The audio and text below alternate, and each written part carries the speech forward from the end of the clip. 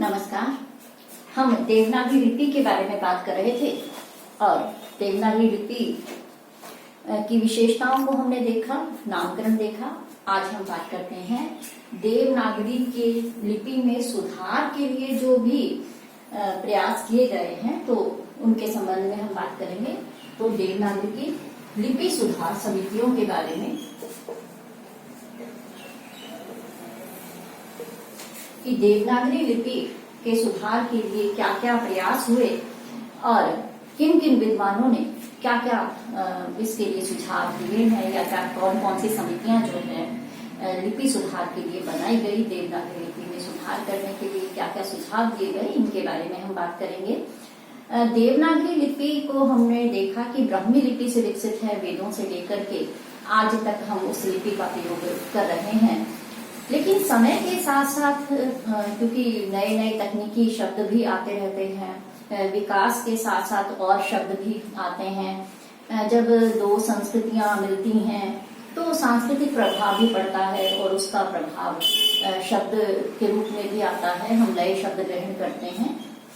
इस तरह से नए शब्द, नई ध्वनियां जो है वो भाषा में आती रहती हैं। तो इसके लिए भाषा की लिपि में कुछ नई आवश्यकताएं पैदा हो जाती हैं और इसके साथ साथ कई बार कुछ ध्वनियां ऐसी हैं जिनका प्रयोग होना समय के साथ साथ बंद हो जाता है। तो उन ध्वनियों को छोड़ देना, उनके लिए जो लिपि चिन्ह बने हैं उनको भी छोड़ना पड़ता है हमें। तो इस तरह से समय समय पर लिपि में सुधार की आवश्यकता पड़ती रहती है। और भारत जहाँ की भाषाओं की विविधता है, जहाँ संस्कृतियों के सांस्कृतिक तौर पर जो है हम अलग अलग परिवेश में रहते हैं, तो इस तरह से जहाँ भाषा अनेक है, जाति वर्ग अनेक हैं, तो ऐसे में भी हिंदी भाषा को देवनागरी लिपि में पूरे देश में पहुंचाना और देशव्यापी बनाना अपने आप में एक बहुत चुनौतीपूर्ण कार्य भी है। तो इसके लिए ये भी प्रयास रहा कि लिपि को थोड़ा सा सरल बनाया जाए, सार्वजनीन बनाया जाए, व्यापक बनाया जाए, जिससे एक तो लिपि में सरलता भी आ जाए और दूसरा इसको जो कई शब्द हम देखते हैं वर्ण ऐसे हैं जो दो तरह से लिखे जाते हैं, तो जिससे भ्रम भी पैदा होता है। तो ऐसे भ्रामक स्थितियों से निकलने के लिए भी लिपि में सुधार की आवश्यकता रहती है। और ऐसे जो हिंदी भाषी क्षेत्र नहीं है, जहाँ देवनागरी लिपि का प्रचलन नहीं है, उन तक भी लिपि को पहुंचाना है। तो ये सारी चुनौतियां हमारे सामने हैं। इसी को देखते हुए समय समय पर विद्वानों के द्वारा सुझाव दिए गए ताकि लिपि को एक तो आज के समय के अनुसार उसका प्रयोग हो सके और जो ध्वनियां भाषा में आ रही हैं उनका भी हम लेखन कर सकें। इस दृष्टि से समय समय पर सुधार होते रहे हैं। तो सुधारों की बात हम बात करते हैं। तो सबसे पहले लिपि सुधार के संबंध में जो प्रयास हुआ मुंबई राज्य के विद्वानों के द्वारा किया गया, क्योंकि हम जानते हैं मराठी जो भाषा है उसकी लिपि भी देवनागरी है। उसके बाद हम बात करते हैं बाल गंगाधर तिलक की, जिन्होंने लिपि सुधार के संबंध में ये प्रयास किया कि उन्होंने 190 टाइपों का एक टाइप तैयार किया जो तिलक टाइप के नाम से प्रसिद्ध हुआ। तो ये भी उनका अपने आप में एक बहुत बड़ा लिपि के लिए कार्य था जो उन्होंने किया। उसके बाद उन्होंने अपने अखबार केसरी में भी 1904 में लिपि सुधार के संबंध में बात की। एक प्रमुख जो बात है वो है वीर सावरकर बंधुओं की। वीर सावरकर बंधु, वीर सावरकर बंधुओं ने उस समय की जो लिपि से संबंधित जो समस्या थी उसको देखते हुए उन्होंने एक बहुत ही अच्छा सुझाव दिया। उन्होंने कहा कि अ की बार है खड़ी तैयार की जाए, क्योंकि हमने देखा कि हमारे यहाँ जो स्वर हैं अ है, आ है, ई, उ, तो इन सबको लिखने के लिए जब हम टाइपराइटर में से लिखेंगे या फिर मुद्रण करेंगे तो इनके लिए अलग अलग आपको चिन्ह बनाने पड़ेंगे। तो उनका सुझाव ये था कि क्यों ना अ की ही बार है खड़ी बनानी जाए।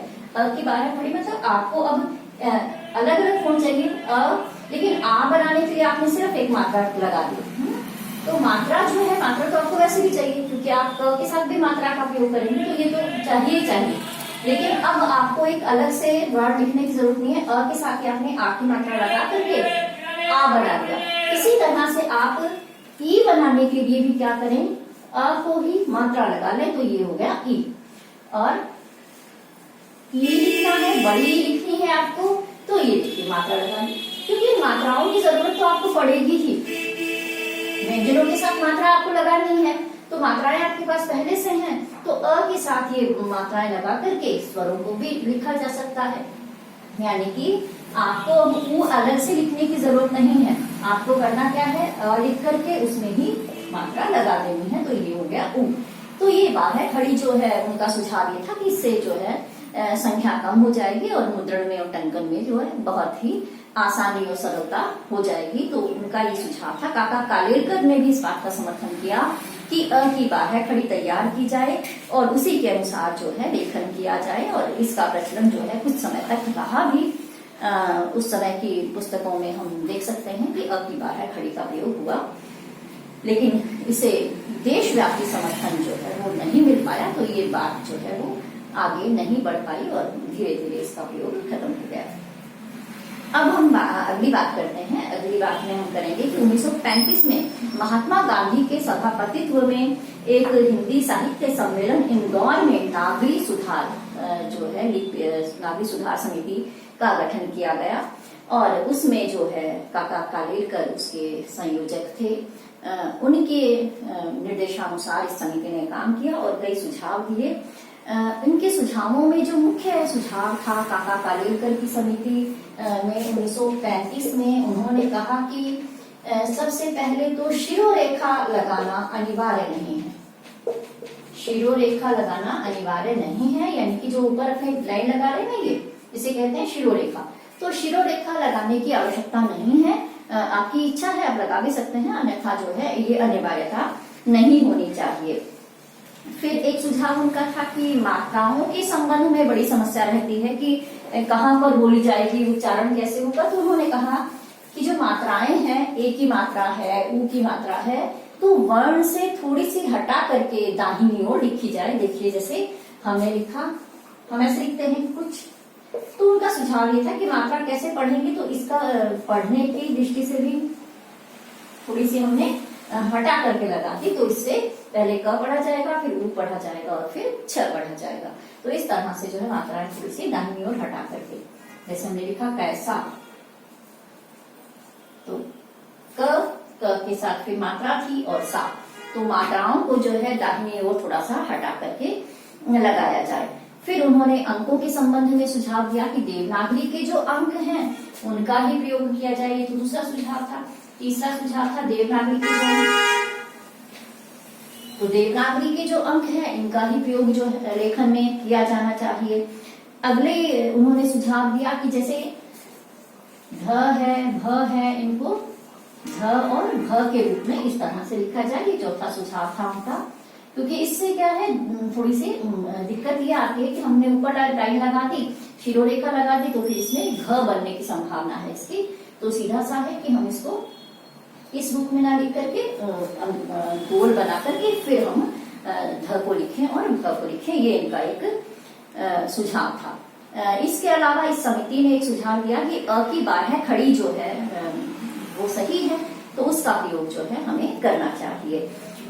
इसके बाद हम बात करते हैं अगली समिति की। अगली समिति है 1941 की। 1941 में नागरी सुधार के लिए, देवनागरी लिपि में सुधार के लिए एक हिंदी साहित्य सम्मेलन के द्वारा ये सुझाव दिए गए। उनके सुझाव के अनुसार पहला सुझाव है कि मात्राओं को उनके उच्चारण क्रम के अनुसार लगाया जाए। जो भी हमने बात की क के बाद ऊ फिर छ, तो मात्राओं को उनके उच्चारण क्रम के रूप में लगाया जाए। अ की बाह्य खड़ी को अपनाया जाए। और एक जो सबसे बड़ी समस्या र के संबंध में है कि जब हम र लिखते हैं, पैर में लिखते हैं, कभी हम ऊपर लिखते हैं, तो यहाँ जो पैर में ये र लगाते हैं हम पदेन, तो इसमें हमें ये समझ में नहीं आता है कि र आधा है, पूरा है, या प। हमें देखने तो ये लग रहा है कि प जो है वो पूरा है। तो इसका उन्होंने समाधान ये दिया कि ये भ्रम ना रहे, इसलिए र को पूरा ही लिखा जाए। र को पैर में लिखने के बजाय, क्योंकि प यहाँ आधा है और र जो है वो पूरा है, तो र जो है वो पूरा ही लिखा जाए। ऐसे शब्द जहाँ पर र पैर में आता है उसको पैर में नहीं लिखना। उसको पैर में नहीं लिखना है, बल्कि पूरा ही र लिखा जाए। और शिरोरेखा के संबंध में उनका सुझाव था कि ये वैकल्पिक है, आपकी इच्छा पर निर्भर है कि आप चाहें तो लगा सकते हैं, अन्यथा जरूरत नहीं है। आज हम इतना ही करेंगे, शेष भाग कल करेंगे इसका।